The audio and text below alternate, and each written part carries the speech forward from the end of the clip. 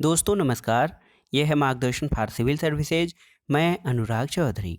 दोस्तों आज की वीडियो में आप जानेंगे राजनीति का अपराधीकरण क्या है, यानी राजनीति के अपराधीकरण का अर्थ क्या है।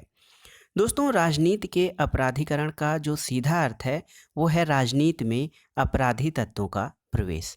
राजनीति और अपराध का गठजोड़ देश की लोकतांत्रिक और न्यायिक प्रक्रिया के समक्ष महत्वपूर्ण चिंता का विषय रहा है।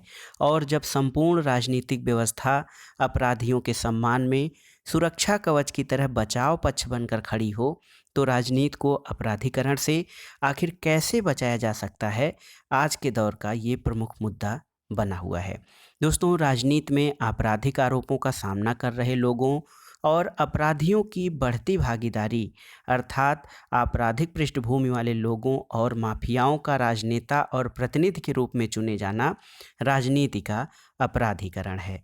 और ये मुद्दा आज बहुत ही महत्वपूर्ण चर्चा का विषय है कि राजनीति में अपराधी तत्वों के प्रवेश को या राजनीति के अपराधीकरण को कैसे रोका जाए।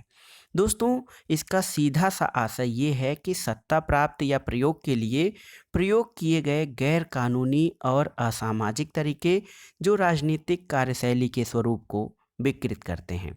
और अपराधियों का चुनाव प्रक्रिया में भाग लेना हमारी निर्वाचन व्यवस्था का एक नाजुक और संवेदनशील अंग बन गया है। नेताओं की दादागिरी, गुंडागर्दी, बदतमीजी, ये सभी के लिए यानी आम नागरिक से लेकर नौकरशाहों और अन्य सरकारी व्यक्तियों के लिए चिंता का विषय बनी हुई है। दोस्तों वर्तमान में ऐसी स्थिति बन गई है कि राजनीतिक दलों के मध्य इस बात की प्रतिस्पर्धा है कि किस दल में कितने उम्मीदवार आपराधिक पृष्ठभूमि के हैं, क्योंकि इससे उनके चुनाव जीतने की संभावना बढ़ जाती है और उनकी एक सीट पक्की हो जाती है। दोस्तों राजनीति का अपराधीकरण किसी एक पार्टी या किसी एक प्रदेश की समस्या नहीं है। लगभग हर पार्टी और हर प्रदेश इससे ग्रस्त है और कुछ प्रदेशों में ये समस्या और भी ज़्यादा गहरी हुई है। और अपराधीकरण जो है वो एक तरह से हमारी लोकतांत्रिक व्यवस्था पर तो चोट करता ही करता है, हमारी न्यायिक प्रक्रिया को भी, ये न्यायिक प्रक्रिया पर भी प्रश्न चिन्ह खड़ा करता है। दोस्तों भारत की राजनीति में अपराधीकरण को बढ़ावा देने में नागरिक समाज का भी बराबर का योगदान रहा है। आम अपराधी स्वच्छ छवि के नेताओं की जगह धन बल और बाहुबल के आधार पर सत्ता में आने वाले यानी चुनाव लड़ने वाले नेताओं को वोट देते हैं और या फिर उनकी तरफ आकर्षित होते हैं। दोस्तों ये स्थिति आरंभ से ही रही है, प्रारंभ से, या यूँ कहें कि स्वतंत्रता के बाद से ही सत्ता प्राप्ति के तरीकों में अपराधी तत्वों का सहारा लिया जाने लगा था। लेकिन बाद में अपराधी और माफिया प्रवृत्ति के लोग भी सत्ता की दावेदारी करने लगे और अपने प्रभाव से चुनाव जीतकर संसद और विधानसभाओं में जाने लगे।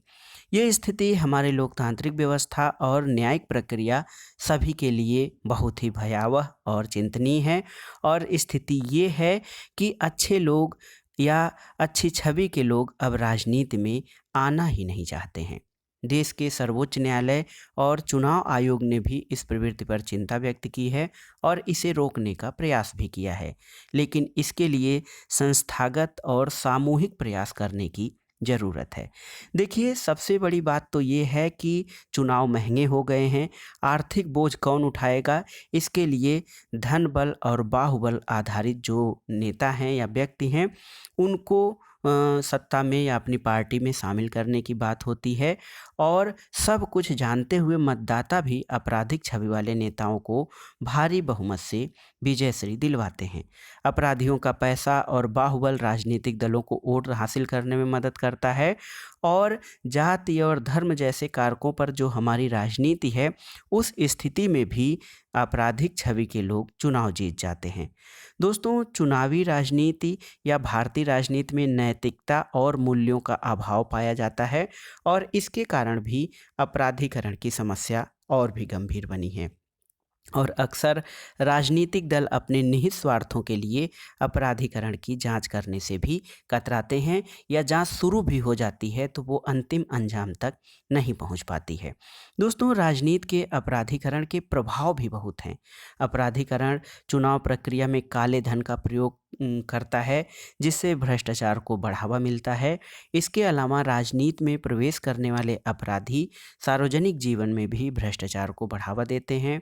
नौकरशाही, कार्यपालिका, विधायिका और न्यायपालिका सहित सभी संस्थानों पर इसका प्रतिकूल प्रभाव पड़ता है।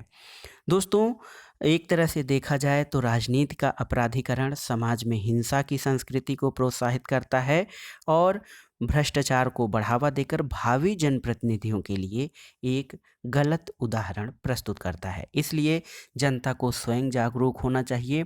ऐसे लोगों का सत्ता और शासन तंत्र में शामिल होना लोकतंत्र के लिए शुभ संकेत नहीं है। फिर भी जनता को अपने प्रतिनिधियों के चुनाव में सजगता और जागरूकता को महत्व दिया जाना चाहिए, ताकि स्वच्छ छवि के लोग भी राजनीति में आएं और मूल्य आधारित और नैतिकता आधारित राजनीति करें। तो दोस्तों, ये था आज का वीडियो, जो था हमारा राजनीति का अपराधीकरण। हमने बहुत ही शार्ट यानी बहुत ही कम शब्दों में, आसान शब्दों में जानने का प्रयास किया कि राजनीति के अपराधीकरण का अर्थ क्या है, इसका भारतीय राजनीति पर क्या प्रभाव पड़ता है और इससे कैसे निपटा जा सकता है। तो दोस्तों, ये था आज का वीडियो आपको कैसा लगा हमें कमेंट बॉक्स में ज़रूर बताइएगा। वीडियो को लाइक करें, शेयर करें और इस चैनल मार्गदर्शन फॉर सिविल सर्विसेज को सब्सक्राइब करें। वीडियो देखने के लिए धन्यवाद दोस्तों। नमस्कार।